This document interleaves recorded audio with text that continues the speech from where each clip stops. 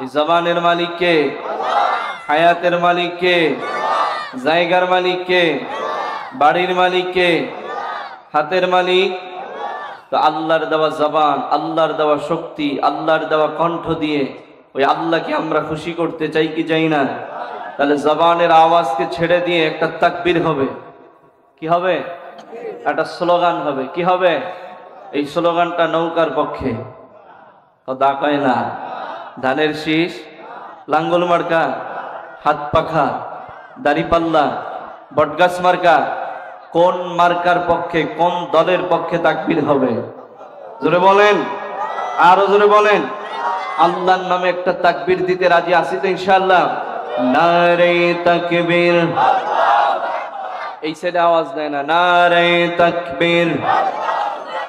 দিন ইসলাম, দিন ইসলাম জিন্দাবাদ, জিন্দাবাদ। কোরআন সুন্নাহর আলো সংসদে জালো, কোরআন সুন্নাহর আলো আরে সংসদে চালো। কোথায় গেল? হাত নামা।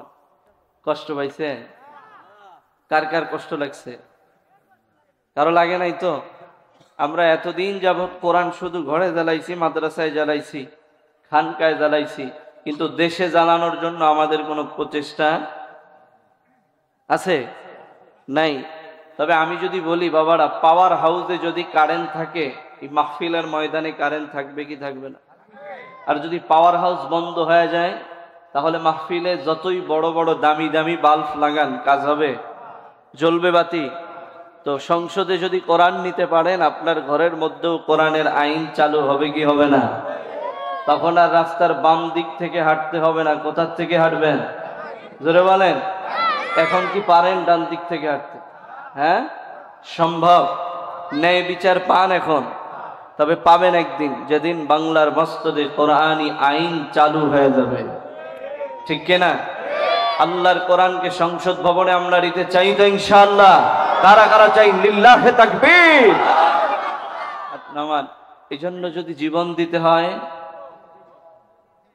দিবেন না পালায়া যাবেন? এই জন্য যদি ঘর ছাড়তে হয়, এই জন্য যদি রক্ত দিতে হয়, এই জন্য যদি বিবি বাল বাচ্চা ফেলে রেখে যেতে হয়, যাবেন? এতদিন যান নাই কেন? এতদিন কেন যান নাই? বলবেন হুজুর ভয়তে যাই নাই, রিলিফের চাল বন্ধ করে দিবে, খাইতে পারবো না, না খেয়ে মারা যাব। খাওয়ানোর মালিক কি আওয়ামী লীগ, বিএমপি, জাতীয় পার্টি, চরমনাই, জামায়াত ইসলাম? খাওয়ানোর মালিক কে? জীবনের মালিক বললেন আল্লাহ, খাওয়ানোর মালিকও বললেন আল্লাহ। সুতরাং আল্লাহর জমিনে আল্লাহর দিনকে প্রতিষ্ঠা করার জন্য কেন আমাদের এত কৃপণতা? তখন কেন আপনার আমার জানের মায়া, মালের মায়া, বিবির মায়া, ক্ষমতার মায়া, এই মায়ায় পড়ে আল্লাহর জমিনে আল্লাহর দিনকে প্রতিষ্ঠা করার আন্দোলনে আমরা শরীক হতে পারি না? কথা কয় না? অথচ এই জীবনটা যদি আল্লাহর রাহে কেউ বিলিয়ে দিতে পারে, আল্লাহর হাবিব বলেন তাকে আল্লাহ তাআলা শহীদি মর্যাদা দিয়ে জান্নাতের মেহমান বানিয়ে দিবে। জোরে বলেন সুবহানাল্লাহ।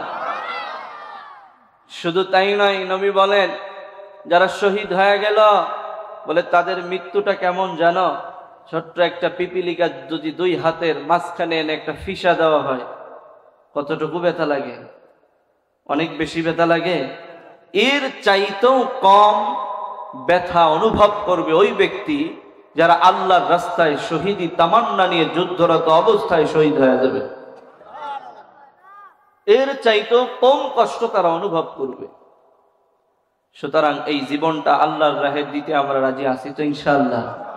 এই কোরআনের মাহফিল যুগ যুগ ধরে শুনবেন, কিন্তু কোরআনের আন্দোলনে থাকবেন না। এই শোনা আর না শোনা একই কথা। শোনা আর না শোনা একই কথা। এজন্য আল্লাহ বলেন আকিমুদ্দিন, আকিমুস সালাত, তোমরা যেভাবে নামাজকে প্রতিষ্ঠা করো, তেমনি ভাবে আকিমুদ্দিন, আল্লাহর জমিনে আল্লাহর দিনকে প্রতিষ্ঠা করো। একই বিধান। অথচ নামাজের জন্য আমরা পাগল পাড়া হয়ে যায় অনেকে। নামাজ পড়ার জন্য আমরা ছুটে আসি দূর দূরান্ত থেকে, কিন্তু আকিমুদ্দিন, আল্লাহর জমিনে আল্লাহর দ্বীনকে প্রতিষ্ঠা করার জন্য আমাদের কোনো ব্যথা নাই, আমাদের কোনো প্রোগ্রাম নাই। আরো যারা করতেছে, যারা আল্লাহর জমিনে আল্লাহর দ্বীনকে প্রতিষ্ঠা করার আন্দোলনে মাঠে নামে থাকে, তাদেরকে আমরা জেলের মধ্যে বন্দী করে দিই, তাদের বিরুদ্ধে মিথ্যা সাক্ষ্য দিই, কথা কয় না, তাদেরকে আমরা নানাভাবে অপমানিত করি, লাঞ্ছিত করি, বঞ্চিত করি। আবার মাঝে মাঝে একদল মুসল্লি কয়, হুজুর সাহেবের রাজনীতি করার দরকার কি? কয় কি কয় না? আমরা মাদ্রাসার মুহতামিম সাহেবের দেখি হাত পাখা নিয়ে দৌড়ায়, দরকার কি? হুজুররা মসজিদে নামাজ পড়াবে আর মাদ্রাসা নিয়ে পড়ে থাকবে, এতেই যথেষ্ট। আমি খাবো লাবো, নামাজ পড়বো, টাকা হইলে হজে যাব, দান সদকা করবো, এই যথেষ্ট, আর কিছুর দরকার নাই। এটাই কি পূর্ণাঙ্গ দিন? সুতরাং ভাইয়েরা আমার, পূর্ণাঙ্গ দিনের উপরে আমাদের আসতে হবে। যতদিন পর্যন্ত আমরা আসতে না পারবো, ততদিন পর্যন্ত জালেমের হাতে আমরা নির্যাতিত হব। যতক্ষণ পর্যন্ত কোরআনের ছায়াতলে আসতে পারবো না, তত সময় পর্যন্ত শান্তি খুঁজে আমরা পাবো না। এটাই বাস্তবতা, এটাই সত্য কথা, এর উপরে আর কোনো কথা নেই। ঠিক কি ঠিক না? আল্লাহ তাআলা এই হায়াতের এই ছোট্ট জিন্দেগিতে যেন দেখে যেতে পারি এই জমিনের মধ্যে কোরআনী বিধান কায়েম হয়ে গেছে, এটা যেন আমরা দেখে যেতে পারি। বলেন না আমিন? আসতে বলেন আমিন। আল্লাহ কবুল করুক। যারা বাধা দিতেছে, সমালোচনা করতেছে, আল্লাহ তাআলা তাদের প্রত্যেককে হেদায়েতের দৌলত দান করুক। ভাইয়ারা আমার, আজকে যে মাহফিলে আমরা আসছি, আমরা খুশি না বেজার? তবে আপনি খুশি হলেও একজন কিন্তু বেজার হয়ে গেছে। তিনি কে? মিস্টার ইবলিস। তিনি বেজার হয়ে গেছে। খুশি হচ্ছে, খুশি হইল কে বলেন তো? খুশি হলো কে? আল্লাহ খুশি হয়ে গেছে। কেমন খুশি? বলে রাসূল করিম সাল্লাল্লাহু আলাইহি ওয়া আলিহি ওয়াসাল্লামের মাধ্যমে মেসেজ দিয়ে আপনাকে আমাকে এই বার্তা জানিয়ে দিয়েছে যে আজকে এই প্রোগ্রামে আমি আসার কারণে, এই প্রোগ্রামে আমি বসার কারণে আল্লাহ তাআলা আসমান থেকে রহমতের ফেরেশতা আপনার আমার চতুর্পাশে পাঠিয়ে দিয়েছে। এই যে প্যান্ডেল দেখতেছেন, এই প্যান্ডেলের চতুর্পাশে ফেরেশতারা দাঁড়িয়ে আছে। বিশ্বাস হয় আপনাদের? নবীর কথা সত্য না মিথ্যা? নবী কার? নবী আমার বলে, ইল্লা হাফাতুহুমুল মালাইকা ওয়া খাশিয়াত আলাইহিমুর রাহমা ওয়া নাযালাত আলাইহিমুস সাকিনাহ। পয়গম্বর আরবি সরকারে দু আলম বিশ্বনবী জনাবে মুহাম্মদুর রাসূলুল্লাহ সাল্লাল্লাহু আলাইহি ওয়াসাল্লাম বলেন, ও দুনিয়ার জমিনের গোলাম, তোমরা যারা কোরআনের মাহফিলে চলে আসছো, উলামায়ে কেরামদের সোহবতে আসছো, মাজালিসুল যিকরি, জিকিরের মজলিসে চলে আসছো, এই মজলিসটা তোমার দৃষ্টিকোণ থেকে মনে হতে পারে সাধারণ, কিন্তু না না না গোলাম, আল্লাহ রাব্বুল আলামিন বলে না না, এটা কোনো সাধারণ মজলিস নয়, এটা এমন একটা দামি মজলিস। এই মজলিসের চতুর্পাশে আমার আল্লাহ পাক রব্বুল আলামিন আসমান থেকে হাজার হাজার ফেরেশতা নিযুক্ত করে দিয়েছে। শুধু তাই নয়, নবী আমার বলে, ও আমার উম্মত, এই মজলিসে যত সময় পর্যন্ত তোমরা বসে থাকবা, রব্বুল আলামিন আসমান থেকে তোমাদের উপরে সাকিনা নামক রহমত আর বরকত নাজিল করতে থাকবে। আল্লাহর রহমত মাহফিলে বসলে পাওয়া যায় কি যায় না? নবী আমার বলে, ও আমার উম্মত শোনো, কোরআনের মাহফিল শোনার জন্য যারা ঘর থেকে বের হয়ে গিয়েছো, ঘর থেকে প্রথম পাও ফেলানোর সাথে সাথে আমার আল্লাহ তোমার জিন্দেগির সাগীরা গুনাহ আল্লাহ মাফ করে দিছে। শুধু তাই নয়, প্রতি কদমে কদমে হাঁটো। আমার আল্লাহ বলে, যেই রাস্তা দিয়া কোরআনের আলোচনা শোনার জন্য যাও, ওই রাস্তায় আমার আল্লাহ আসমানের নূরের ফেরেশতাদের পর বিছায়া দেয়। আর জোরে কোন সুবহানাল্লাহ।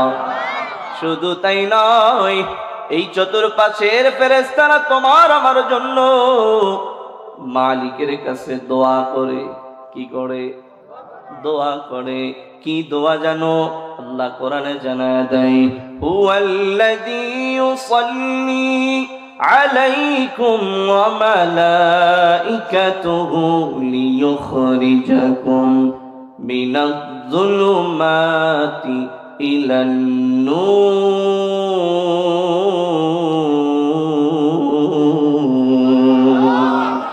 এই কালামে জিন্দা কুরআন হাকীম, হিকমতে উলা ইয়াজালসু কদীম, জামিউল ইলম ফিল কুরআন হাকীম, তাকাসুরাত আনফুহামুর রিজালি। বলেন আল্লাহু আকবার। রব্বুল আলামিন জানায়, কোরআনের ময়দানে যারা বসছো, তোমাদের চতুর্পাশে দামি ফেরেশতারা দাঁড়িয়ে আছে। আর এই ফেরেশতারা তোমার আমার জন্য মালিকের কাছে দোয়া করতেছে। কি দোয়া জানো রে গোলাম? ফেরেশতারা মালিকরে বলে, ও দয়ার মালিক, কোরআনের মাহফিলে যেই মানুষগুলো বসে গেল, এই মানুষগুলো যদি গুনাহ করার কারণে নামটা যদি জাহান্নামের খাতার মধ্যে উঠে যায়, ও মালিক, কোরআনের বরকতে, আল্লাহ ওয়ালাদের সহবতে এই মানুষগুলোর নামটা জাহান্নামের খাতার থেকে কেটে ইলান নূর, আলোর দিকে তথা জান্নাতের খাতার মধ্যে লিখে দেয়।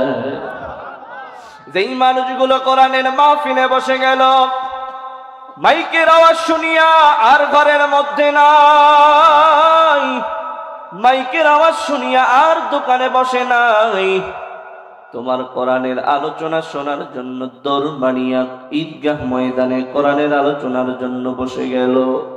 আল্লাহর নবী বলে, এই মানুষগুলোর নাম যদি জাহান্নামের খাতার মধ্যে লেখা হয়, আসমানের জমিনের ফেরেশতারা মালিকরে বলে, তাদের নামগুলো জাহান্নামের খাতা থেকে কেটে এনে জান্নাতের খাতার মধ্যে লিখে দেয়। যারা আমরা আসলাম, কোন খাতায় নামটা লেখা হলো? জোরে বলেন, কোন খাতায়? যারা আসতে পারে নাই তাদের নামটা জান্নাতের খাতায় ওঠে নাই। ঠিক কিনা বলেন? ও গোলাম, সময় কিন্তু ফুরায় যায়। আজকে মাহফিল হইতেছে, আগামীকাল যেখানে মাহফিল হবে, আগামীকালকে যে অন্য কোন জায়গায় মাহফিলের ময়দানে বসবেন, এমন কোন গ্যারান্টি আসেনি? গ্যারান্টি আছে? আপনি একটা টুপি কিনলেন, টুপির গ্যারান্টি আছে না নাই? ভাই জোরে বলেন, আছে না নাই? আপনি একটা ঘড়ি কিনলেন, বলেন তো এই ঘড়িটার একটা গ্যারান্টি আছে না নাই? আপনি একটা জামা বানাইলেন, এই জামা বানানোর পিছনে একটা গ্যারান্টি আছে না নাই? ভাইরা আমার, বন্ধুরা আমার, ঘড়ির গ্যারান্টি আছে, জামার গ্যারান্টি আছে, টুপির গ্যারান্টি আছে, কিন্তু যেই শরীরটায় পড়লে ওই শরীরটার কিন্তু কোনো গ্যারান্টি নাই। ঠিক কিনা? এই জন্য আল্লামা জালালউদ্দিন সুয়ুতী জালালান শরীফের মধ্যে বলে, ও দুনিয়ার মানুষ, তোমার হায়াতটা হলো একটা বরফের ন্যায়। একজন বরফ বিক্রেতা বিশাল একটা বরফের স্তূপ নিয়ে বাজারে বসে গেছে, আর মানুষদেরকে ডাক দিয়ে বলে, কে আছো, আমার এই বরফটা কিনে নিয়ে যাও। আমার এই বরফ সকাল বেলার বরফ, বিকেল বেলা এসে কিন্তু আর বরফ থাকবে না, এই বরফ পানিতে পরিণত হয়ে যাবে। কিতে পরিণত হবে? জোরে বলেন। আল্লামা জালালউদ্দিন বলে, ও দুনিয়ার মানুষ, তোমার এই হায়াত একটা বরফের ন্যায়, তোমার একটা সেকেন্ড যাইতেছে, তোমার জীবন থেকে একটা সময় কমে যাইতেছে। তোমার একটা মিনিট চলে যায়, তোমার হায়াত থেকে একটা মিনিট কমে যায়। তোমার একটা ঘন্টা চলে যায়, তোমার হায়াত থেকে একটা ঘন্টা মাইনাস হয়ে যায়। তোমার একটা মাস চলে যায়, তোমার হায়াত থেকে একটা মাস চলে যায়। আল্লাহর বান্দা শোনো, এই সময়টা চলে যাইতেছে, আগামী বছর এই সময় পাবো এমন কোনো গ্যারান্টি আসেনি। এজন্য আল্লাহ পাক রব্বুল আলামিন বলে, যেই সময় চলে যাইতেছে ওই সময়ের কেউ যদি মূল্যায়ন করে, আল্লাহর নবী বলি ওই ব্যক্তিটা জান্নাতি মানুষ হয়ে যাবে। সুবহানাল্লাহ বলে, আরো জোরে বলেন সুবহানাল্লাহ। এই জন্য হাতে ধরি পায়ে ধরি, ও বাবা ও যুবক, এখনো যারা রাস্তায় দাঁড়িয়ে আছো, বাসা বাড়িতে রয়েছো, আয় আয় আয় আয় আয় কোরআনের মাহফিলে চলে আয়। আল্লাহ পাক রব্বুল আলামিন তোমারে আমারে ডাকতেছে, ইলা রাব্বিক, রবের দিকে ফিরে আয়, এই মাহফিলের দিকে ফিরে আয়। আসার সাথে সাথে তোর নামটা জান্নাতের খাতার মধ্যে আল্লাহ লিখে দিবি। আল্লাহ আসার তৌফিক দান করুক, বলেন আমিন। ভাইয়েরা আমার, বন্ধুরা আমার, আমি আপনাদের খেদমতে কোরআনে হাকিমের ছোট্ট একটা সূরা তেলাওয়াত করেছি, যেই সূরাটির নাম হলো সূরাতুল আসর। সূরাটির নাম কি? এবার একটু কথা বলেন, নাম কি? সূরাতুল আসর। এই সূরাটির ক্রমিক নাম্বার হলো 104। 100 সূরাটি 104 নাম্বার সূরা। যেই সূরাটির নাম হলো সূরাতুল আসর। যেই সূরার আয়াত সংখ্যা হলো 3। আয়াত সংখ্যা কত? তাহলে সূরাটির নাম আসর, সূরাটির ক্রমিক নাম্বার 100, আয়াত নাম্বার 3। এই সূরার প্রথম আয়াতে আল্লাহ একটা কসম কেটেছেন, দ্বিতীয় আয়াতে আল্লাহ তাআলা দুঃসংবাদের কথা বলেছেন, তৃতীয় আয়াতে আল্লাহ 4টা কর্মসূচির কথা বলছে। এই সূরাটি মক্কায় নাজিল হয়েছে। কোথায়? মক্কা গেছেন কেরা কেরা? হাত তোলেন। 1 2 3 4 5 জন, মাশাআল্লাহ, হাত নামান। এই মক্কা শহরের আগের নাম, পূর্বের নাম ছিল বাক্কা। কি ছিল? মক্কার আগের নাম কি ছিল? মুখস্থ করেন, মক্কার আগের নাম কি ছিল? বাক্কা। এই সূরাটি মক্কা। কেন সূরাটি মাক্কি সূরা বলা হয়? আল্লাহর নবী, বিশ্ব নবী, সরকারে দু আলম জনাবে মুহাম্মদুর রাসূলুল্লাহ সাল্লাল্লাহু আলাইহি ওয়াসাল্লামের হায়াতের জিন্দেগি মাত্র 63 বছরের। কত বছরের? রাসূলের জীবন হায়াত ছিল মাত্র 63 বছরের। আর এই 63 বছরের হায়াতকে 3টা ভাগ করা হয়েছে। কয়টা ভাগ?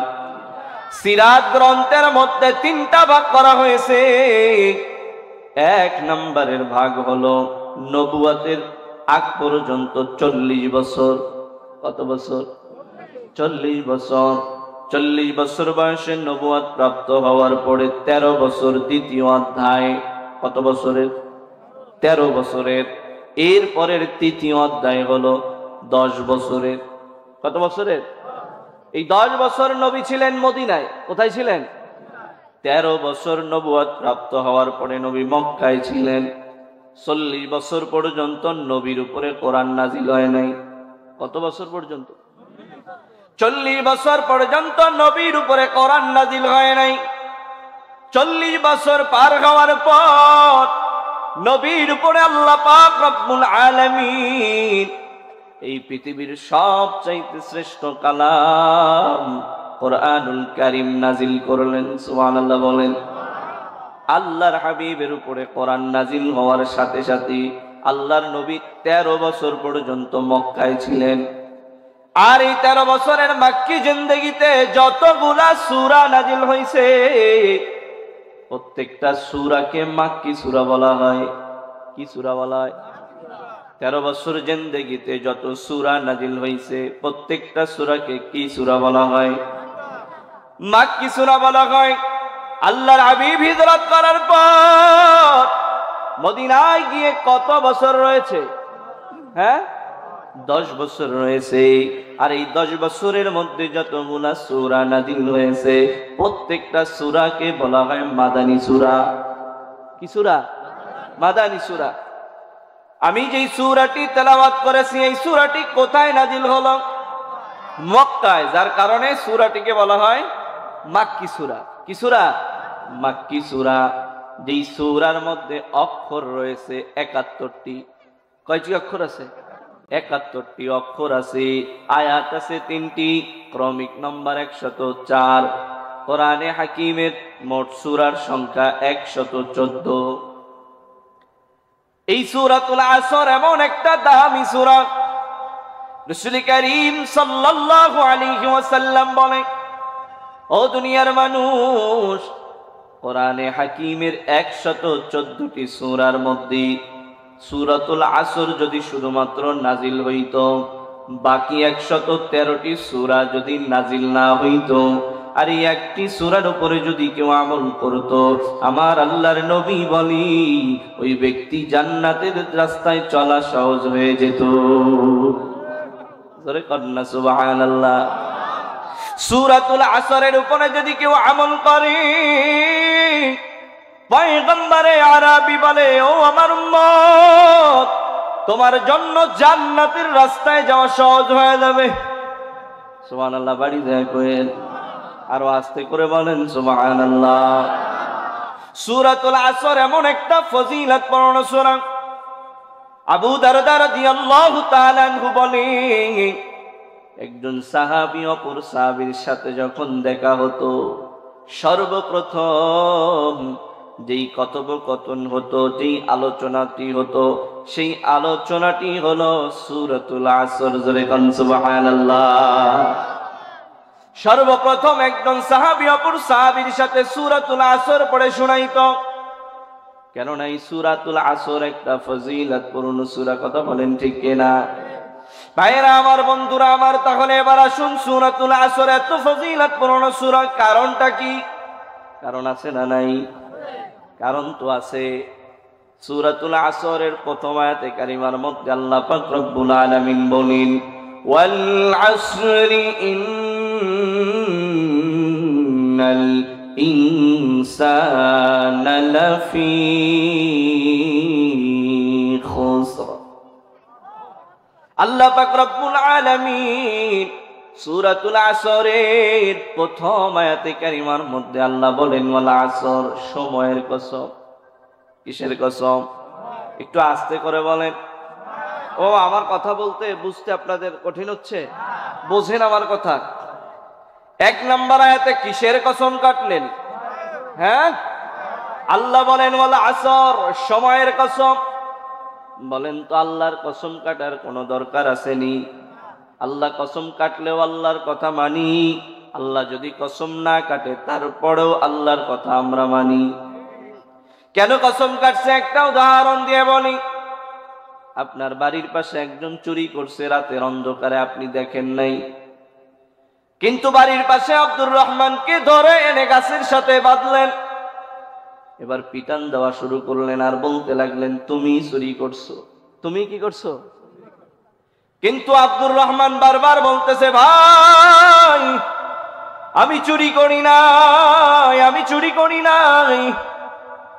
কিন্তু আপনি তার কথা মানতেছেন না, না তুমি চুরি করছো। তৃতীয়বার আব্দুর রহমান এবার বলি, আল্লাহর কসম আমি চুরি করি নাই।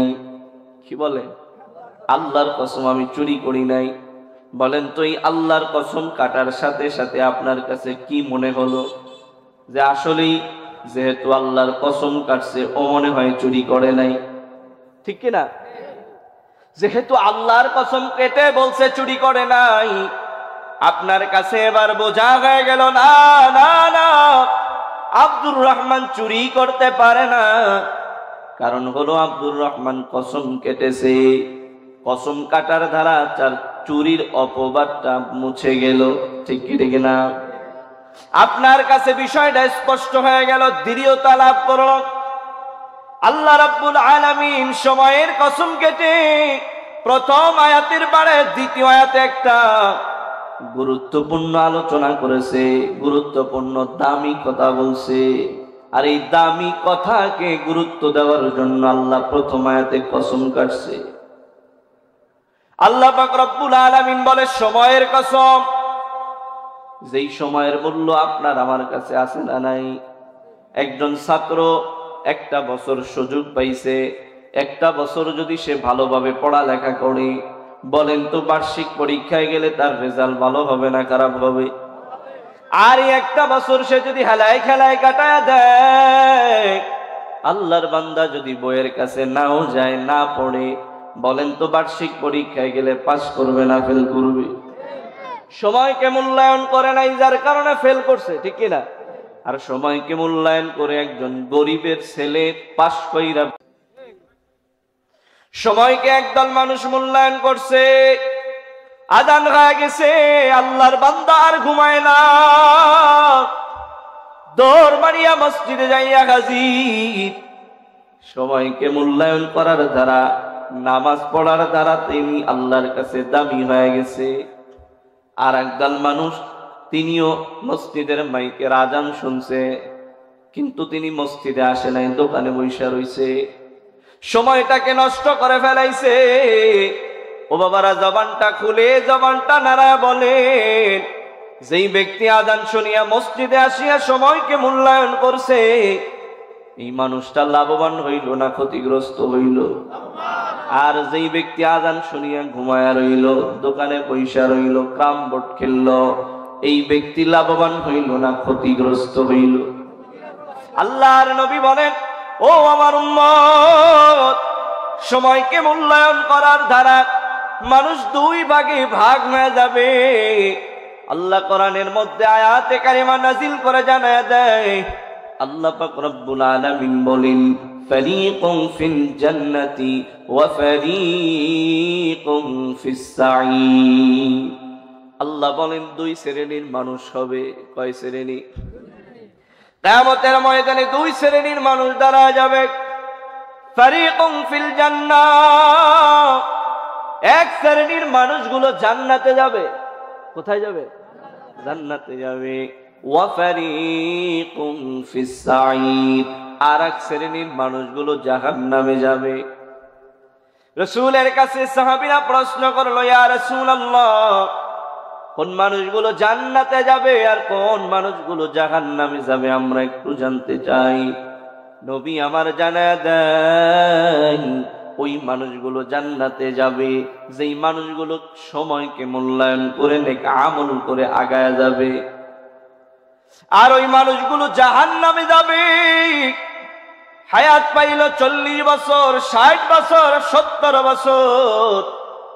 এই 40 বছরের হায়াতে একদিনও ফজরের নামাজে যায় নাই, একদিনও জোহরের নামাজে যায় নাই, একদিনও আসরের নামাজে যায় নাই, মাগরিবে এশায় যায় নাই।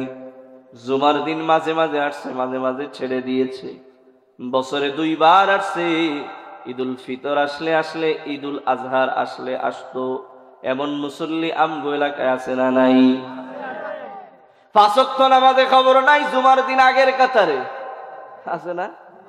এগুলো গ্রামে দেখা যায় না বেশি, ঢাকায় দেখা যায়, আমগো মসজিদে দেখা যায়। এমনি সময় মুসল্লি 3-4 কাতার, অথচ জুমার সময় যেই মানুষটা নামাজে খোঁজ নাই, আইসা সামনের কাতারে বিশাল একটা নামাজ লাসিয়া দিচ্ছে, তাই আমার জায়গায় যেন কেউ বসতে না পারে। আছে না নাই? ভাইরা আমার, বন্ধুরা আমার, নবী সাহাবীদেরকে বলে, ও সাহাবীরা শোনো,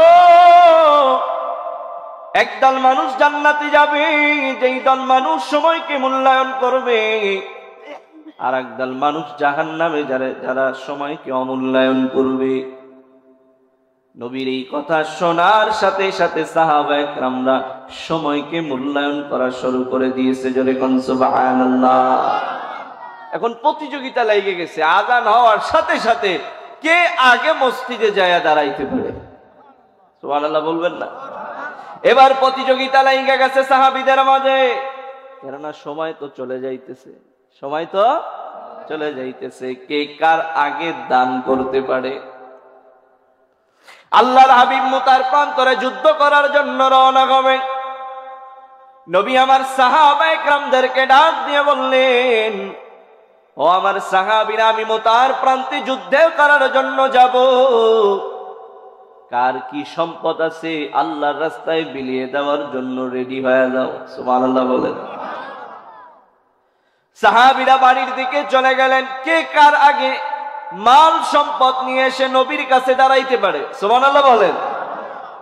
সাহাবীরা দৌড় বাড়িয়ে বাড়িতে গেলেন। এক এক সাহাবী এক এক ভাবে মাল নিয়ে আসলেন। সব সাহাবীরা এসে রাসূলের সামনে দাঁড়ায় গেলেন। আল্লাহর হাবিব এবারে ডাক দিয়ে বলে, ও ওমর, তুমি কি নিয়ে আসছো বলো। হযরতে ওমর জবানটা নাড়ায় বলে, পয়গম্বর আরবী, আমার ঘরের 3 ভাগের 2 ভাগ সম্পদ আমি নিয়ে আসছি। সুবহানাল্লাহ। বাড়ি দেখেন তো কোন না সুবহানাল্লাহ। সুবহানাল্লাহ কইলে কি লস আছে? হ্যাঁ, সুবহানাল্লাহর কত দাম জানেন? জানেন সুবহানাল্লাহর কত দাম? বুখারীর মধ্যে আছে, কেউ যদি একবার সুবহানাল্লাহ, আলহামদুলিল্লাহ, আল্লাহু আকবার বলে, আসমান এবং জমিনের মধ্যে যত ফাঁকা জায়গা, বলে আসমান এবং জমিনের মধ্যে কত ফাঁকা জায়গা, বলে 500 বছরের রাস্তা। কত বছরের রাস্তা? 500 বছরের রাস্তা। আসমান থেকে জমিন পর্যন্ত, প্রথম আসমান পর্যন্ত, জমিন থেকে প্রথম আসমান 500 বছরের রাস্তা। কেউ যদি একবার সুবহানাল্লাহ বলে, নবী আমার জানায়া দেয়, আসমান এবং জমিনের মধ্যে যত ফাঁকা জায়গা আছে, ওই ফাঁকা জায়গা আল্লাহ নেকি ধারা পূরণ করে দেয়। শুধু তাই নয়, সুবহানাল্লাহর কত দাম জানো? একজন রাখাল মানুষ ক্ষেতের মধ্যে কাজ করতেছে, এমত মুহূর্তে বাতাসের উপরে ভেসে ভেসে আল্লাহর পয়গম্বর সুলাইমান যাইতেছে। কৃষক মানুষ আসমানের দিকে তাকায় দেখে বাদশা সুলাইমান তার সিংহাসন নিয়ে বাতাসের উপরে যাইতেছে। কৃষক মানুষ আসমানের দিকে তাকায় আফসোস করতেছে। কি আফসোস? কৃষক মানুষ বলতেছে, আয় আল্লাহ, আমারও 2টা হাত আছে, আমারও 2টা চোখ আছে, জবান আছে, আমিও তো সুলাইমানের মতো একজন মানুষ, কিন্তু তুমি তাকে ক্ষমতা দিলা আর আমারে বানাইলা রাখাল, কৃষক বানাইলা। তার হাতে তুমি ক্ষমতা দিলা, সে বাতাসের উপরে চড়ে, আর আমি মাটির থেকে উপরে ওঠার ক্ষমতা আমার কাছে নাই।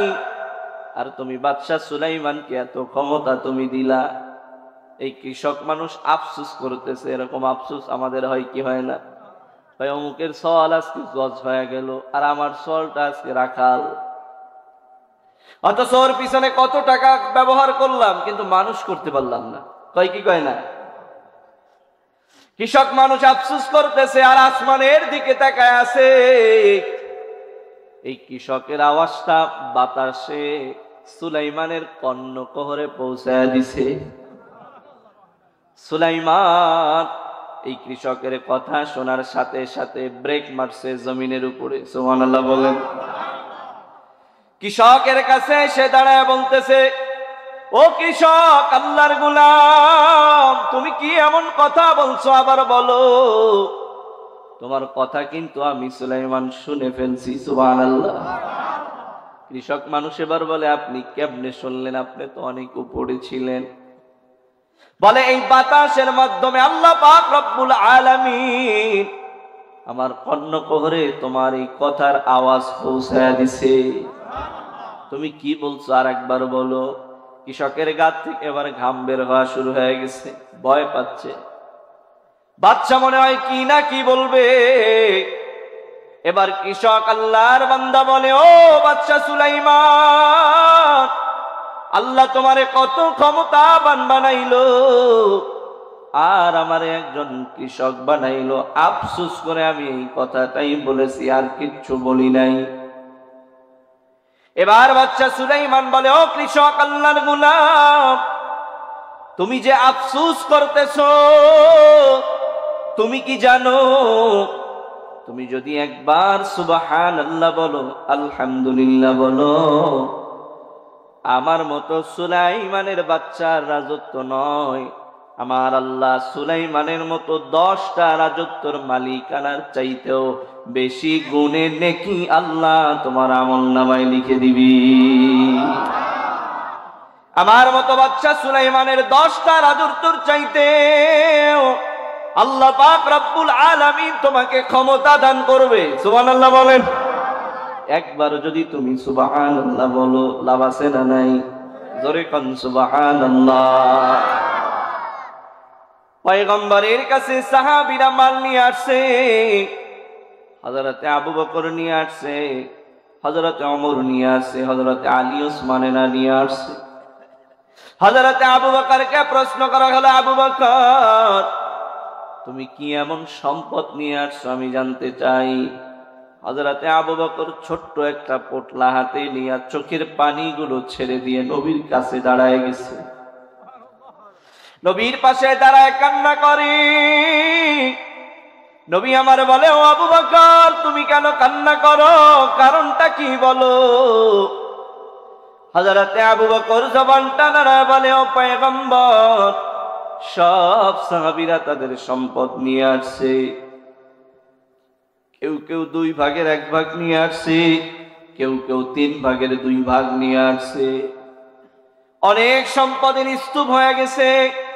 কিন্তু আমি আবু বকর যেদিন থেকে কালেমা গ্রহণ করলাম, সেদিন থেকে আমি আবু বকর দান করতে করতে দিতে দিতে দিতে দিতে আজকে আবু বকরের ঘরের মধ্যে আর কিচ্ছু নাই। আজকে আবু বকরের ঘরের মধ্যে আল্লাহ এবং তার রাসূলকে রেখে আসছি। আর অল্প কিছু গম নিয়ে আসছি, অল্প কিছু দিরহাম নিয়ে আসছি। আল্লাহর হাবিব সঙ্গে সঙ্গে বলে, আবু বকর তোমারই অল্প দান আল্লাহর দরবারে সব চাইতে দামি হয়ে গেছে। ভাইরা আমার, বন্ধুরা আমার, সাহাবীরা সময়কে মূল্যায়ন করছে, ঠিক কিনা? সাহাবীরা রাসূলের কাছে বয়ান শোনার সাথে সাথে আমল করার জন্য পাগল হয়ে গেছে। এজন্য আল্লাহ পাক রব্বুল আলামিন বলে, ওয়াল আসর সময়ের কসম। কিসের কসম? সময়ের কসম। সময়কে যারা মূল্যায়ন করবে তারা দামি হয়ে যাবে, সময়কে যারা অমূল্যায়ন করবে তারা ক্ষতির মধ্যে পড়ে যাবে। কথাটা কার? আল্লাহ পরবর্তী আয়াতের মধ্যে আল্লাহ বলেন, ইন্নাল ইনসানা লাফি খুসর। যারা সময়কে অমূল্যায়ন করেছো তারা কিন্তু ক্ষতির মধ্যে পড়ে যাবা। কার কথা? আল্লাহ স্পষ্ট ভাবে বলে, ইন্নাল ইনসানা লাফি খুসর। সময়কে অমূল্যায়ন করবা, হেলায় খেলায় কাটিয়ে দিবা তো ক্ষতির মধ্যে পড়ে যাবা। কথা কার? এরপরে আল্লাহ রাব্বুল আলামিন 3 নম্বর আয়াতের মধ্যে 4টা কর্মসূচি। কয়টা? এই 4টা কর্মসূচি তাদের জন্য যারা আল্লাহর ক্ষতির হাত থেকে বাঁচতে চায়। আল্লাহর ক্ষতির হাত থেকে আমরা বাঁচতে চাই। কারা কারা চাই না হাত তোলেন। সবাই চান? কারা কারা চাই? নারায়ে তাকবীর। হাত নামান। তাহলে আল্লাহর ক্ষতির থেকে বাঁচতে হলে কয়টা কর্মসূচি লাগবে? আর এই কর্মসূচি কে দিয়েছেন? কোন সূরার মধ্যে? সূরাতুল, মাশাআল্লাহ আপনারা বুঝতেছেন। আল্লাহ পাক রব্বুল আলামিন সূরাতুল আসরের মধ্যে 4টা কর্মসূচি দিলেন। এই 4টা কর্মসূচি তাদের জন্য যেই মানুষগুলো আল্লাহর ক্ষতির থেকে বাঁচতে চায়, যেই মানুষগুলো আয়লা সিডার ভূমিকম্পের হাত থেকে বাঁচতে চায়, যেই মানুষগুলো করোনার হাত থেকে বাঁচতে চায়, বিভিন্ন রকমের মহামারীর থেকে বাঁচতে চায়। আল্লাহ বলেন, বান্দা শোন, 4টা কর্মসূচি যদি মানতে পারো, হাজারো বিপদ আর মুসিবত থেকে আমি আল্লাহ হেফাজত করব। কয়টা কর্মসূচি? 1 নম্বরে এবার আল্লাহ বলেন, 1 নম্বরে কর্মসূচির নাম ইল্লাল্লাযীনা আমানু। 1 নম্বরে লাগবে তোমার ঈমান। কি লাগবে? আল্লাহর ক্ষতির থেকে বাঁচতে হলে 1 নম্বরে কি লাগবে? আল্লাহ বলেন যারা ঈমান এনেছে তারা সফল কাম হয়ে গেছে, সুবহানাল্লাহ বলেন। যারা ঈমান এনেছে তারা জান্নাতের মেহমান হয়ে গেছে, সুবহানাল্লাহ বলেন।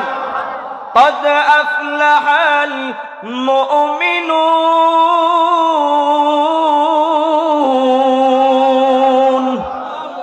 আল্লাহ বলেন মুমিনরাই সফল কাম হয়ে গেছে। আমরা মুমিন হতে চাই কি চাই না? আল্লাহ বলেন এক নম্বর ইল্লাল্লাযীনা আমানু, এক নম্বরে লাগবে হলো ঈমান। আরে ঈমান কেমন ঈমান লাগবে? আল্লাহ সূরা বাকারার অন্য আয়াতে বলেন ওয়া ইযা কিলা লাহুম আমিনু কামা আমানান নাস, সুবহানাল্লাহ। আল্লাহ পাক রব্বুল আলামিন তার নবীকে জানায় দেয়, ও পয়গম্বর ঈমান আনতে বলো তাদের মতো যাদের জীবন চলে গেছে তারপরও ঈমান ছাড়ে নাই। ঈমান আনতে বলো তাদের মতো হযরতে বেলাল হাজারো অত্যাচার ভোগ করছে তারপরও ঈমান ছাড়ে নাই।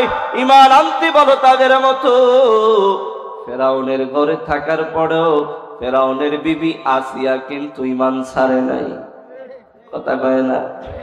ঈমান আনতে বলো তাদের মতো সুমাইয়া রাদিয়াল্লাহু তাআলা আনহা, বলে জীবন চলে যাবে তারপরও তারা ঈমান দিবে না। আল্লাহ কয় তাদের মতো তোমার উম্মতদেরকে ঈমান আনতে বলো, সুবহানাল্লাহ বলে।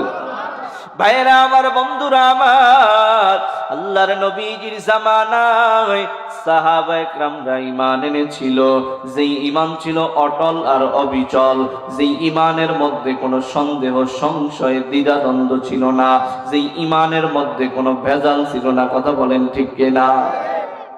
কিন্তু আমগো ইমামের মধ্যে ভেজাল আছে না নাই? আমগো ঈমানের মধ্যে এমন ভেজাল, বলে নির্বাচন আসলে আমরা ঈমানকে বিক্রি করে দিই। 1000 টাকার বিনিময়ে 500 টাকার বিনিময়ে চাচা ঈমানকে বিক্রি করে দেয়। আজকে আমরা সারাদিন কাজ করি, মাত্র 500-1000 টাকা ইনকাম করি, অথচ সারাদিন যেই গাদার মতো খাটলাম 500 টাকার বিনিময়, কিন্তু এই সারাদিন এক ওয়াক্ত নামাজেও হাজির হলাম না, কথা কয় না।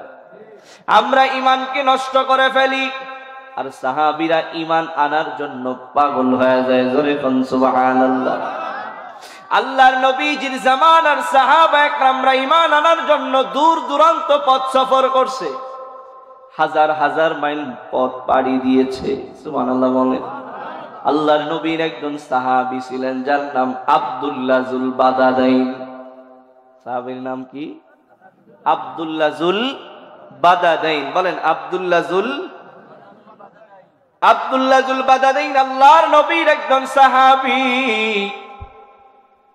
নবীর সংবাদ শুনছে নবী নাকি মদিনায় আসছে।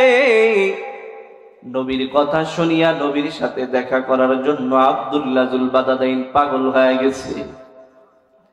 কখন নাকি আমি আমার নবীর সাথে দেখা করব। আব্দুল্লাহ যুল বাদাদাইন নবীর সাথে সাক্ষাৎ করার জন্য পাগল। আব্দুল্লাহ যুল বাদাদাইন নার্সারির মধ্যে কাজ করে, হঠাৎ করে কানে খবর আসছে মদিনায় নবী আসছে, সুবহানাল্লাহ বলেন। মদিনায় নবী আসছে, ওই নবীর চেহারার দিকে তাকাইলে যেন মনে হয় আকাশের চন্দ্র যেন জমিনে নেমে আসছে। যেই নবীর আদর্শ এত সুন্দর, যেই নবী কথা বললে মনে হয় হীরা আর মুক্তার দানা গুলো বের হইতেছে। এই আব্দুল্লাহ যুল বাদাদাইন নবীর সাথে দেখা করবে আর নবীর হাতে হাত রেখে কলেমা পড়বে। আব্দুল্লাহ যুল বাদাদাইন পাগল হয়ে গেছে, কাজ বাজ ফেলায়া তার আপন চাচার কাছে যায় বলতেছে, ও চাচা, আমার তো মা আছে, আমার তো বাবা নাই, ছোটবেলা থেকে আপনার কাছে আমি লালিত পালিত হয়ে এত বড় হয়ে গেছি। আজকে আপনি আমার নামে একটা বাগান লিখে দিয়েছেন, বাড়ি করে দিয়েছেন, জায়গা কিনে দিয়েছেন। ও আমার চাচা, আজকে আমি আপনার সামনে একটা কথা বলতে চাই, আপনি যদি বেয়াদবি মনে না করেন। চাচা এবার বলে, আব্দুল্লাহ কি এমন কথা বলবা বলো।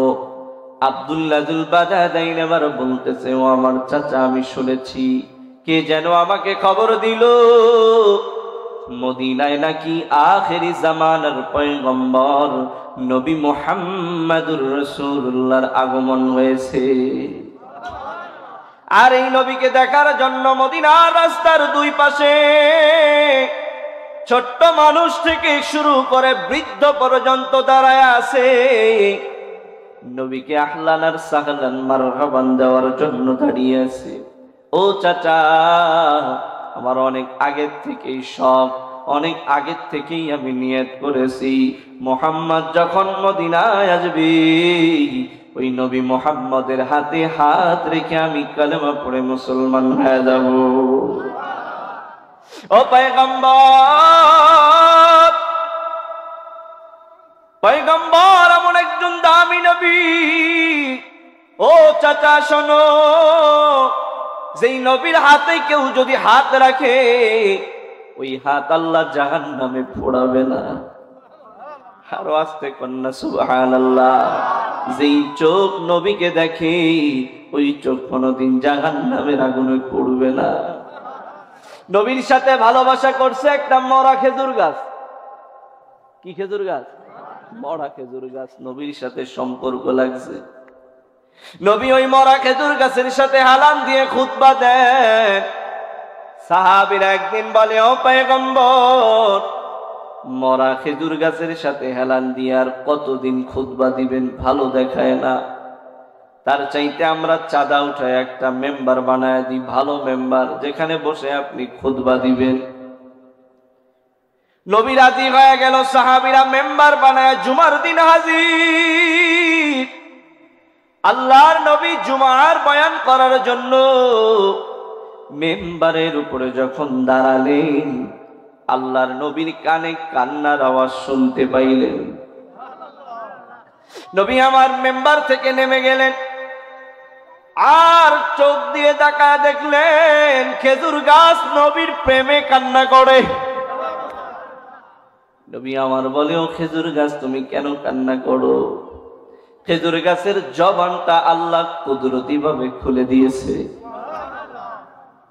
খেজুর গাছের জবান খুলে গিয়েছে। খেজুর গাছ এবার জবানটা নাড়ায় বলে, ও পয়গম্বর, এতদিন যাবত আপনি আমার সাথে হেলান দিয়ে খুতবা পড়তেন। আমি বড় ভাগ্যবান ছিলাম যে আমার মতো মরা খেজুর গাছের সাথে আখেরি জামানার দামি পয়গম্বরের হেলান পড়েছে, পিঠের ছোঁয়া পড়েছে। আমি অনেক দামি ছিলাম, কিন্তু হঠাৎ করে আজকে আপনি নতুন মেম্বারে দাঁড়িয়ে বয়ান করবেন, আর তো আমার গায়ের সাথে হেলান দিয়ে আপনি দাঁড়াবেন না। এই কষ্টে আর দুঃখে আমি কান্না করি। নবী আমার বলে, ও খেজুর গাছ, তুমি আমাকে মোহাব্বত করো, আমিও তোমাকে মোহাব্বত করি। আমি নবী জানায়া দিলাম, ও খেজুর গাছ, তুমি আর মরা থাকবা না, কিয়ামত পর্যন্ত আল্লাহ তোমারে জীবিত বানায় দিবে। শুধু জীবিত থাকবা না, ও খেজুর গাছ শোনো, কিয়ামত পর্যন্ত যত হাজী সাহেবরা আসবে তোমার কাছ থেকে খেজুর বক্ষণ করবে। কিয়ামত পর্যন্ত তোমার কাছে খেজুর ধরবে। সুবহানাল্লাহ বলেন। ভাইরা আমার, বন্ধুরা আমার, এই নবীকে দেখার জন্য আব্দুল্লাহ যুল বাদাদাইন রওনা হবে। চাচার কাছ থেকে পরামর্শ নেয়, ও চাচা, এই নবীর হাতে হাত রেখে আমি কালেমা পড়বো। চাচা, আপনিও চলেন আমার সাথে, আমরা দুইজনে মিলে কালেমা পড়ব। আব্দুল্লাহ বিন যুল বাদাদাইনের দাদা চাচা এবার বলতেছে, না না, এতদিন যাবৎ আমরা যে ধর্ম মেনে আসতেছি এই ধর্ম লাথি মেরে মুহাম্মাদের ধর্ম মানতে পারি না। আমার বাপ দাদারা যে ধর্ম পালন করেছে আমি ওই ধর্ম ফেলে রেখে যাইতে পারি না। আব্দুল্লাহ, তুমি যদি যাও তাহলে যাও, কোনো বাধা নাই। তবে শোনো আব্দুল্লাহ, তোমার চাচা আমি তোমাকে জায়গা দিয়েছি, তোমাকে ঘর দিয়েছি, এই ঘর এই জায়গা আমাকে ফেরত দিতে হবে। কি দিতে হবে? তুমি যদি ঈমান গ্রহণ করো তাহলে জায়গা ফেরত দিতে হবে, ঘর ফেরত দিতে হবে।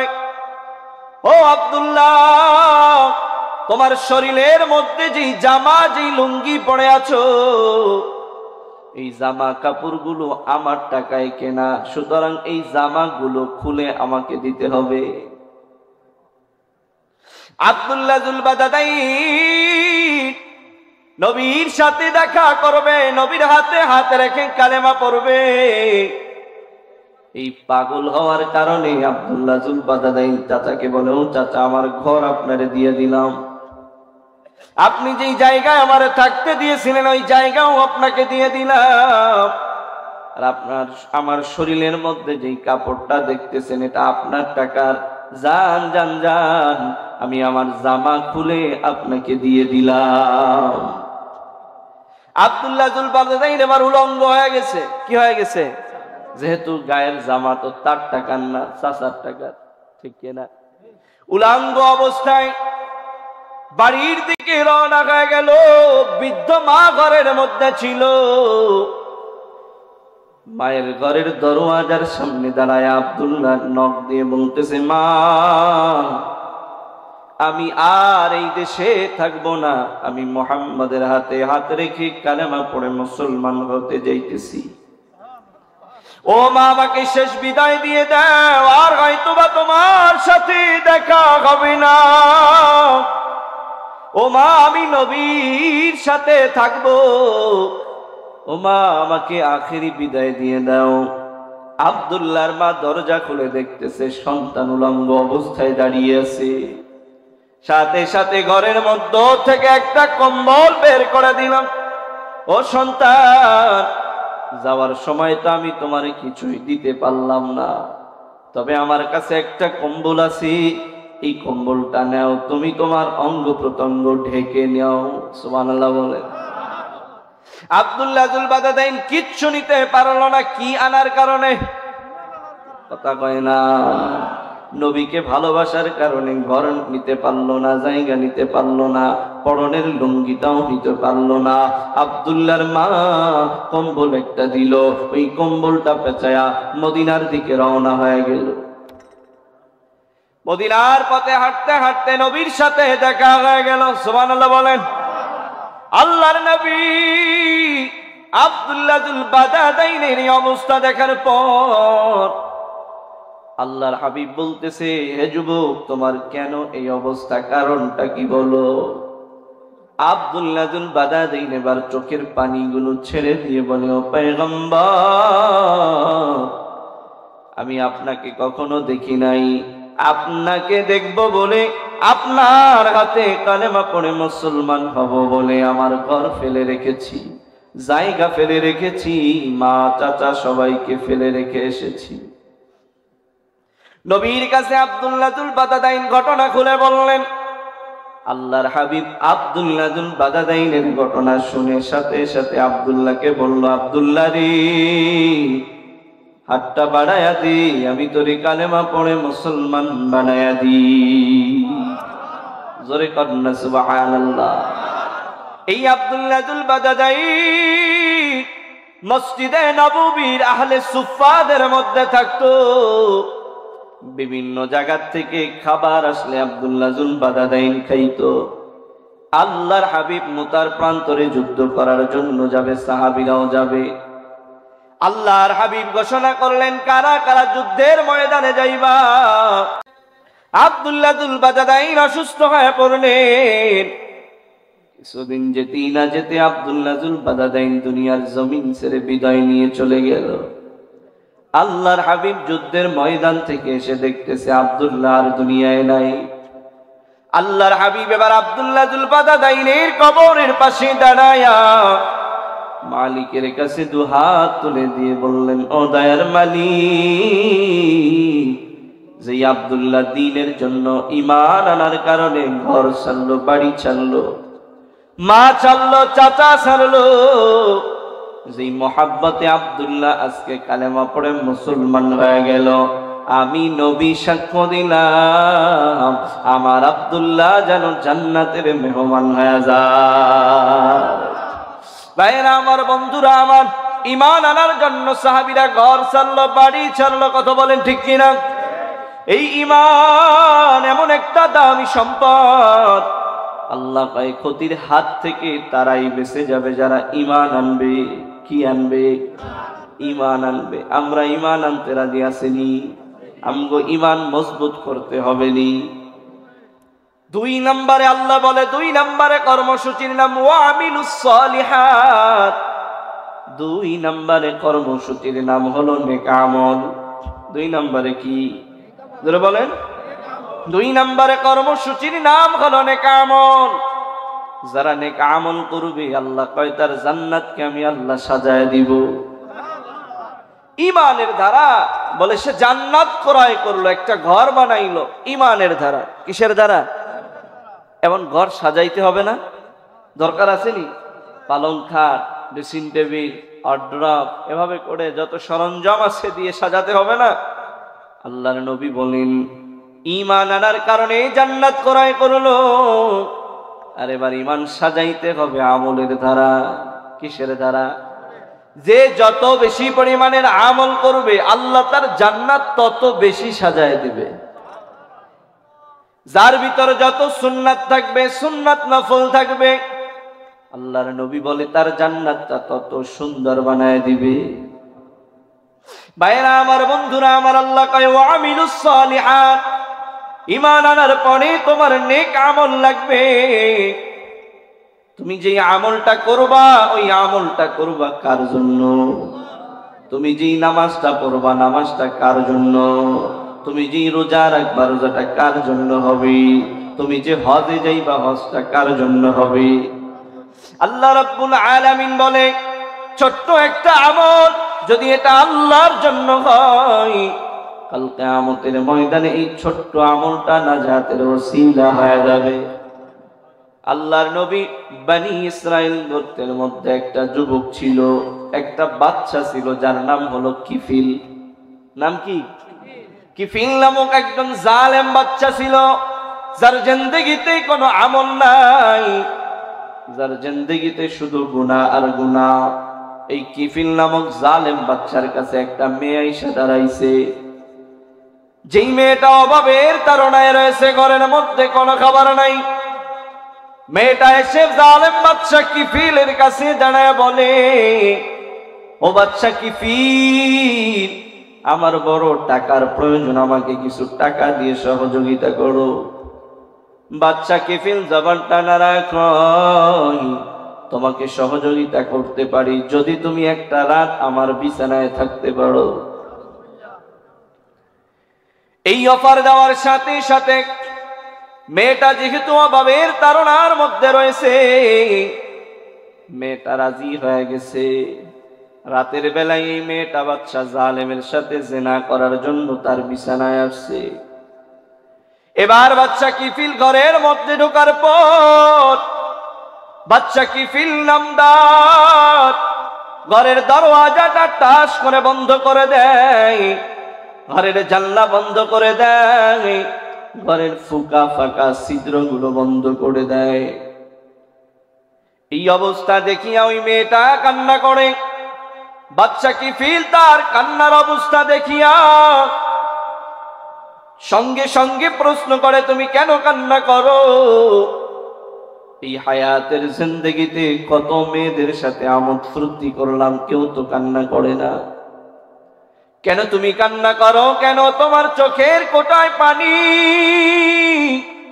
কি কারণে তুমি কান্না করো?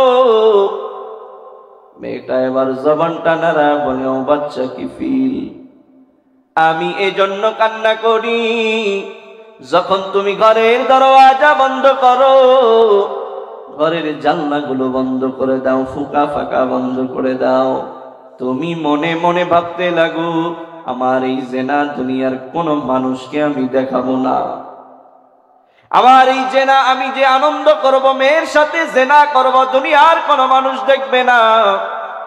ও বাচ্চা কিফিল, জানো তুমি যে অন্যায় কাজ করতেছো রাতের অন্ধকারে, দুনিয়ার কোন মানুষ যদি না দেখে, একজন কিন্তু দেখতেছেন, তিনি কে?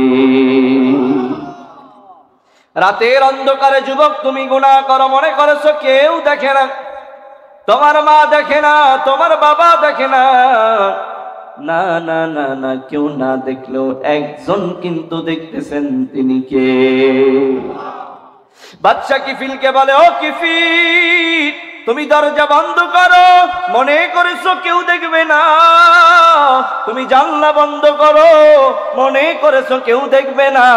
কিন্তু না না না, দুনিয়ার কোন মানুষ যদি নাও দেখে, একজন কিন্তু দেখতেছেন, তিনি কে? ওই আল্লাহর কাঠগড়ায় কিফিল তোমাকে একদিন দাঁড়াতে হবে, একদিন আমাকেও দাঁড়াতে হবে। হবে কি হবে না? আল্লাহর কাঠগড়ায় তোমাকে দাঁড়াতে হবে। তুমি বাদশা, তাতে ছাড় হবে না। হবে নি? কোন ছাড় হবে না। হালাকা আন্নি সুলতানিয়া। আল্লাহ কয় কিয়ামতের ময়দানে বাচ্চাদের জবাবদিহিতা করতে হবে। এই বাচ্চাগুলা, নেতাগুলা, ক্ষমতাশীল যারা, তারা আফসোস করবে, মা আগনা আন্নি মালিয়া। ধন সম্পদওয়ালারা দাঁড়ায় যাবে, এরাও সেদিন আফসোস করবে। বলেন তো, হাজারো আফসোস করলে কোনো লাভ হবে নি? যারা আলেমগো জেলে ঢুকাইলো, এরাও কিন্তু আফসোস করবে। হাই, আলেমগো কেন জেলে ঢুকাইলাম, আলেমগো কেন ফাঁসির মঞ্চে ঝুলাইলাম? করবে কি করবে না? আল্লাহ কয় হালাকা আন্নি সুলতানিয়া। ক্ষমতার যারা অপব্যবহার করেছে, তারা সেদিন আফসোস করবে। আল্লাহ বলে কোনো আফসোসে কাজ হবে না। খুজু গুফাগুল্লু, হে জাহান্নামী ফেরেশতারা, তাদেরকে ধর, গলার মধ্যে জাহান্নামের বেরি পড়া। সুম্মাল জাহিমা সাল্লু, তাদেরকে টেনে টেনে জাহান্নামে ফেলা। কোথায় ফেলা? জাহান্নামে ফেলা। এই কথা শুনিয়া এই জাহান্নামী নেতারা ভয়তে পালানোর চেষ্টা করবে, কিয়ামতের ময়দানে ছোটাছুটি করবে। কি করবে? ছোটাছুটি করবে। আল্লাহ কয় সুম্মা ফি সিলসিলাতিন যারউহা ৭০ যিরাআন ফাসলুকু। ওদেরকে একটা শিকল দিয়া বাঁধলে হবে না, ৭০,০০০ শিকল জাহান্নাম থেকে নিয়ে আয়।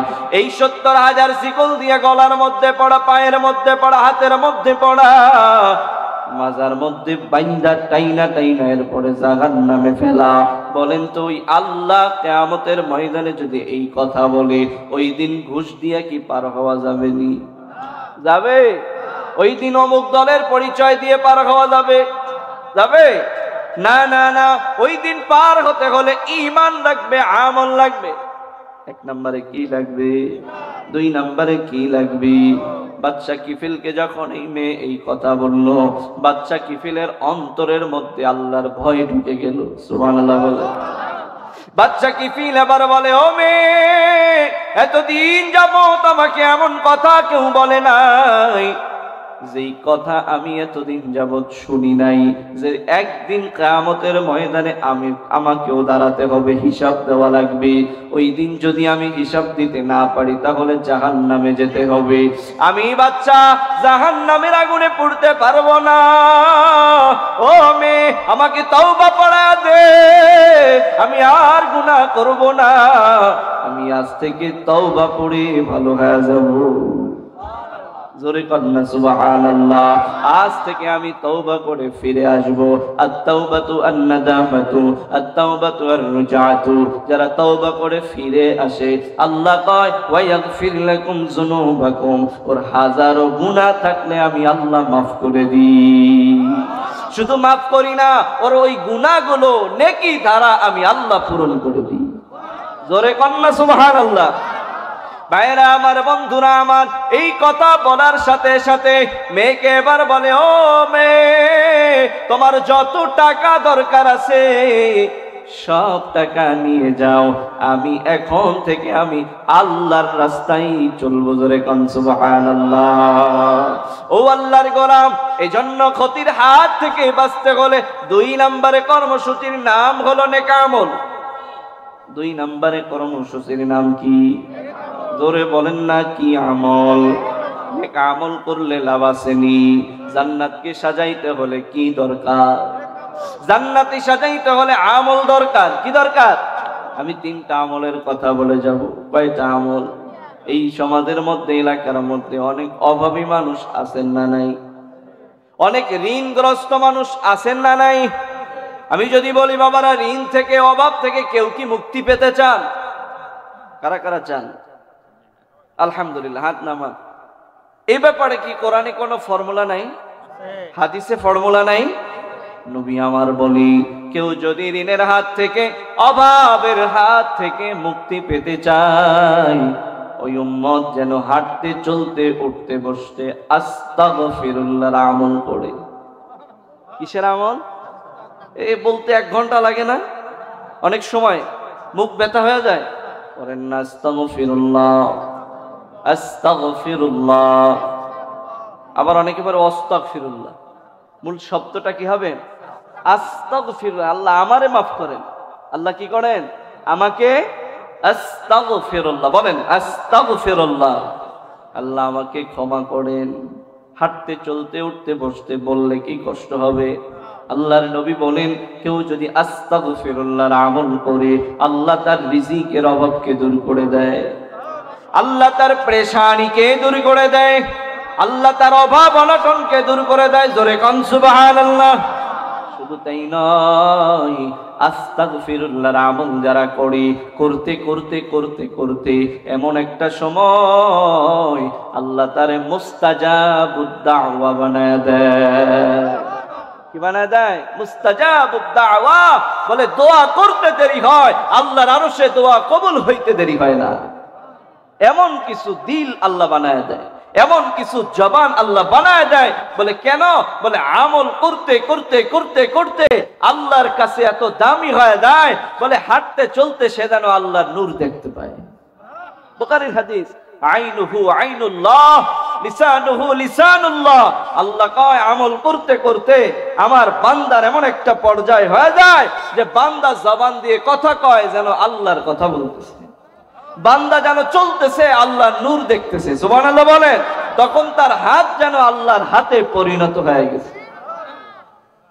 ভাইরা আমার, এজন্য আমল দরকার। হাঁটতে চলতে উঠতে বসতে আস্তাগফিরুল্লাহ পড়বো তো ইনশাআল্লাহ। একটা লাভও আছে। ইমাম আহমদ বিন হাম্বল রাহমাতুল্লাহি আলাইহির একটা ঘটনা বলি, কষ্ট হচ্ছে আপনাদের? ইমাম আহমদ বিন হাম্বল রাহমাতুল্লাহি আলাইহি একজন ইমাম ছিলেন, মুহাক্কিক আলেম ছিলেন, মুহাক্কিক আলেম ছিলেন, যার অনুসারী আপনি সৌদি আরব গেলে দেখবেন ইমাম আহমদ বিন হাম্বলের অনেক অনুসারী আছে। আমগো বাংলাদেশেও কিছু থাকতে পারে। তো ইমাম আহমদ বিন হাম্বল রাহমাতুল্লাহি আলাইহি একটি হাদিস সংগ্রহ করার জন্য মাইলকে মাইল, 1000 মাইল পথ সফর করতেন। সুবহানাল্লাহ বলেন। একটা হাদিস সংগ্রহণ করার জন্য মাইলকে মাইল পথ সফর করতেন। নাওয়া নাই, খাওয়া নাই, ঘুম নাই, নিদ্রা নাই, সফর করতেন একটা হাদিস জানার জন্য। তো একটা হাদিস জানার জন্য ইমাম আহমদ বিন হাম্বল রওনা হয়ে গেছে। তো রাত গড়িয়ে আসছে, একটু আশ্রয় নেওয়ারও তো দরকার আছে। রাতের বেলায় গিরিপথগুলো কষ্টকর হয়, অন্ধকারাচ্ছন্ন হয়, পথ চলতে কষ্ট হয়। এজন্য আশ্রয় নেওয়ার জন্য একটা মসজিদে অবস্থান করলেন। সেখানে মাগরিব আর এশার নামাজও আদায় করলেন। নিয়াত করছে যে এখানে রাতটা কাটিয়ে ফজরের নামাজ পড়ে আবার রওনা হবে। দুর্ভাগ্যবশত মসজিদের মুসল্লিরা বলতেছে, হুজুর রাতে এখানে থাকা যাবে না। আমরা কোন মুসাফির ব্যক্তিকে, আগন্তুক ব্যক্তিকে মসজিদে রাত্রে থাকতে দেই না, আপনি চলে যান। আল্লাহওয়ালা মানুষ তো, তর্কে না জড়ায় তিনি চলে আসলেন, হাঁটা শুরু করলেন।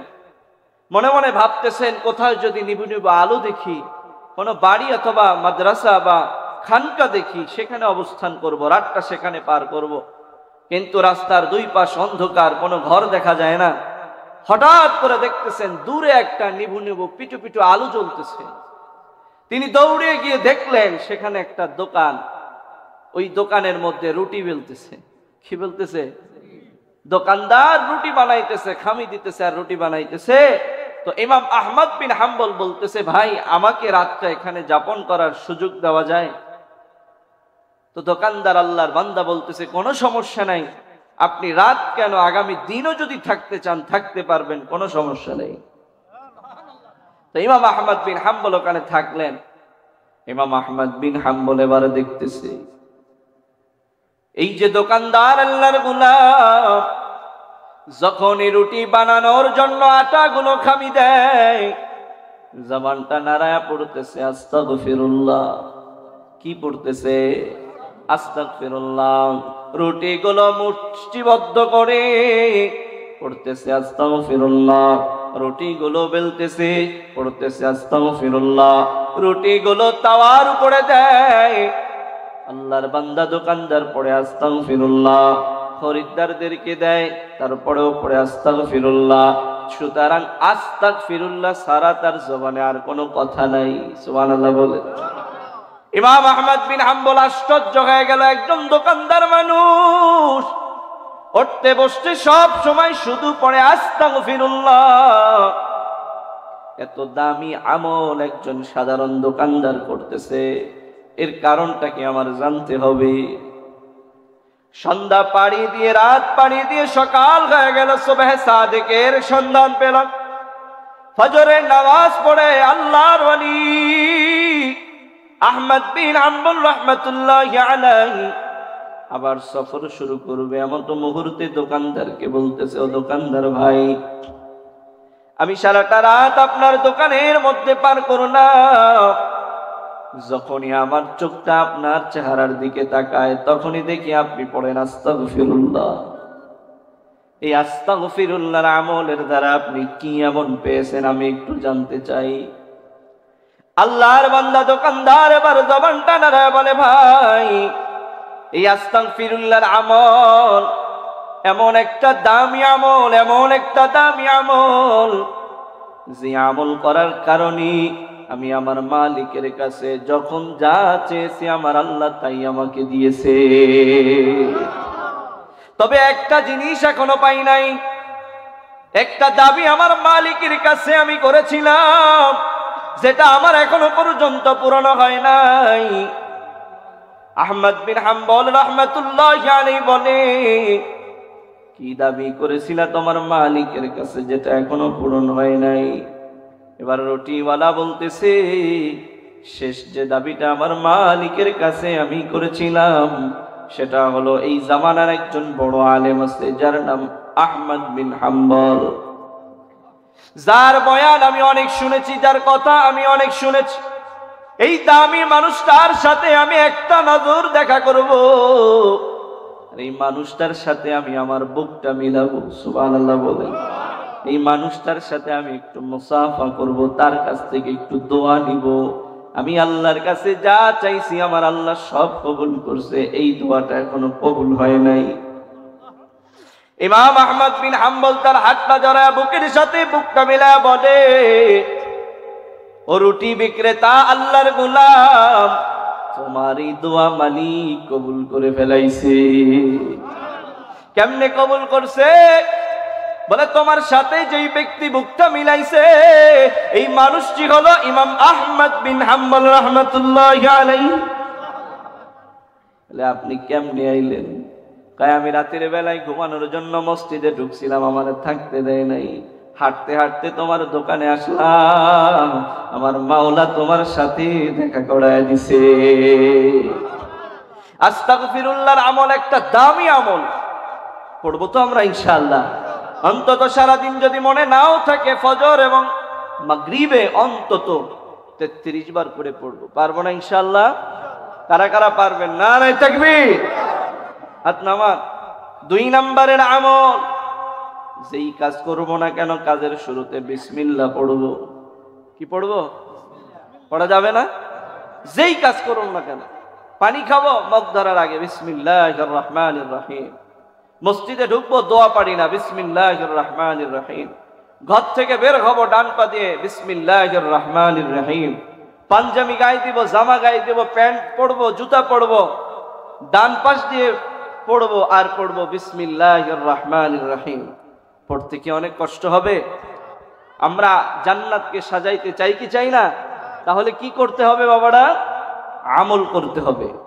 আমল ছাড়া জান্নাত সাজানো যাবে না। আল্লাহ আমল করার তৌফিক দান করুক, বলেন আমিন। 1 নম্বরের আমল, হাঁটতে চলতে কি পড়বো? আস্তাগফিরুল্লাহ। 2 নম্বরের আমল, কোন কাজ করার আগে কি পড়বো? বিসমিল্লাহ। 3 নম্বরের আমল, রাস্তাঘাটে দোকানপাটে চলতে গেলে এক মুসলমান অপর মুসলমানের সাথে দেখা হলে সালাম দিব। কি দিব? সালাম তো এখন উঠে গেছে, এখন আমগো ভাব হয়ে গেছে। যদি কেউ একটু মুফতি মুহাদ্দিস হয়ে পড়ে, এ হাফেজ গো সালাম দেয় না, ও তো হাফেজ সাহেব, ওরে কি সালাম দেবো, তাই না? আছে না এরকম? কেউ যদি একটু মেম্বার হয়ে যায়, চিন্তা করে ওই দোকানদারে আমি সালাম দেবো, আমি তো এলাকার মেম্বার। কেউ যদি একটু ভার হয়ে যায় বয়স, চিন্তা করে পোলাপান রেখে আমি সালাম দিব, ওরা আমারে দিবে। এমন একটা ভাব আমাদের মধ্যে চলে আসছে। অথচ আল্লাহ রসুলের আগে কোন সাহাবীরা রসুলকে সালাম দিতে পারতেন না। আম্মা জান আয়েশা একদিন নবীকে আগে সালাম দিবে, এই জন্য দরওয়াজার পিছনে লুকায় পড়ছে, যে রসুল ঘরে ঢুকবে সঙ্গে সঙ্গে আমি আগে সালাম দিব। আম্মা জান আয়েশা বলে, এই প্রস্তুতি গ্রহণ করব এমত মুহূর্তে রসুল আয়েশা আগে আমার সালাম দিছে। এই সালামের ফজিলত আছে না নাই? রসুল বলেন, যে এলাকার মধ্যে, যে জনগোষ্ঠীর মধ্যে সালামের প্রচলন থাকবে, আল্লাহ ওই জনগোষ্ঠীর উপরে রহমত আর বারাকা নাজিল করবে। ওই এলাকার মানুষের মধ্যে হৃদ্রতা, আন্তরিকতা, মোহাব্বত, ভালোবাসা আল্লাহ সৃষ্টি করে দিবে। হাদিসে আসছে, আল্লাহ রসুলের কাছে একজন সাহাবী এসে বলে, ইয়া রাসূলুল্লাহ, অমুকের সাথে আমার গ্যাঞ্জাম, টুকিটাকি জিনিস নিয়া, ও আমারে দেখলেই এড়ায় চলে, আমার দেখলেই নজর নিচে দিয়ে চলে, লুকায় চলে, কি করব আমি? আল্লাহর হাবিব বলেন, তুমি সাথে সাথে তার সামনে দাঁড়ায় সালাম দিবা। কি দিবা? সে যত বড় শত্রু হোক না কেন, তোমার সালাম দেওয়ার সাথে সাথে আল্লাহ তার দিলের মধ্যে মায়া ঢেলে দিবে। রাসূলের কথা মিথ্যা না সত্য? তো আমরা সালাম দিতে পারবো তো ইনশাআল্লাহ। আল্লাহ রসুল বলেন, যে এলাকার মধ্যে বড়রা ছোটদেরকে সালাম দেয়, ছোটরা বড়দেরকে সালাম দেয়, পুরুষ নারীকে সালাম দেয়, নারীরা পুরুষদেরকে সালাম দেয়, বেবিরা তার স্বামীদেরকে সালাম দেয়, স্বামীরা তার স্ত্রীদেরকে সালাম দেয়, সন্তানেরা বাবাদেরকে সালাম দেয়, বাবারা সন্তানদেরকে সালাম দেয়, ছাত্ররা শিক্ষককে সালাম দেয়, শিক্ষকরা ছাত্রদেরকে সালাম দেয়। আল্লাহ বলেন, ওই এলাকা, ওই ঘর, ওই মসজিদ, ওই মাদ্রাসা, ওই খানকা, ওই গোত্রের মধ্যে আল্লাহ বারাকা দান করে দেয়। তাহলে এক নম্বরে যে আমলটা করব, হাঁটতে চলতে কি পড়ব? জোরে বলেন। দুই নম্বরে যে আমলটা করব, সব কাজের শুরুতে কি বলবো? 3 নম্বরে এক মুসলমান অপর মুসলমান ভাইয়ের সাথে দেখা হলে আগে সালাম দেওয়ার চেষ্টা করব, প্রতিযোগিতা করি, ওর আগে আমি সালাম দিব। পারবো না ইনশাআল্লাহ? তাহলে 2 নম্বরে ওয়ামিলুস সালিহাত, কেউ নেক আমল করলে আল্লাহ কয় তার জান্নাতকে আমি সাজায় দিব। 3 নম্বরে আল্লাহ বলে ওয়াতাওয়াসাউ বিল হক, যারা এই দুনিয়ার জমিনে হকের পথে থাকবে। কিসের পথে? হকের পথে থাকবে, কালেমার ঝান্ডা নিয়ে দাঁড়িয়ে থাকবে, বাধা আসবে, কষ্ট আসবে, সবর করবে। ওয়াতাওয়াসাউ বিস সবর, ধৈর্য ধারণ করে ইসলামের পতাকা নিয়ে দাঁড়িয়ে থাকবে, কোরআনের হক কথাগুলো রাজপথে ময়দানে দিয়ে বেড়াবে, নির্দ্বিধায় নির্ভয়ে। আল্লাহ কয় তোমাদের চিন্তা করতে হবে না, এই 4 গুণে গুণান্বিত মানুষদেরকে জান্নাতুল ফেরদাউসের মালিকানা দান করব। আমরা জান্নাতুল ফেরদাউসের মালিকানা নিব তো ইনশাআল্লাহ। তাহলে কয়টি গুণ লাগবে? জোরে বলেন কয়টি? 1 নম্বরে ঈমান, 1 নম্বরে কি? 2 নম্বরে আমল, 2 নম্বরে, 3 নম্বরে হকের পথে থাকতে হবে। কিসের পথে? বাতিলের পথে থাকা যাবে না। আর 4 নম্বরে হকের পথে থাকতে গেলে বিভিন্ন সময় বিভিন্ন কথা আসবে, মামলা হবে, হামলা হবে, ভয় পাওয়া যাবে। ওয়াতাওয়াসাউ বিস সবর, ধৈর্য ধারণ করতে হবে, আল্লাহ একদিন বিজয় দান করবে।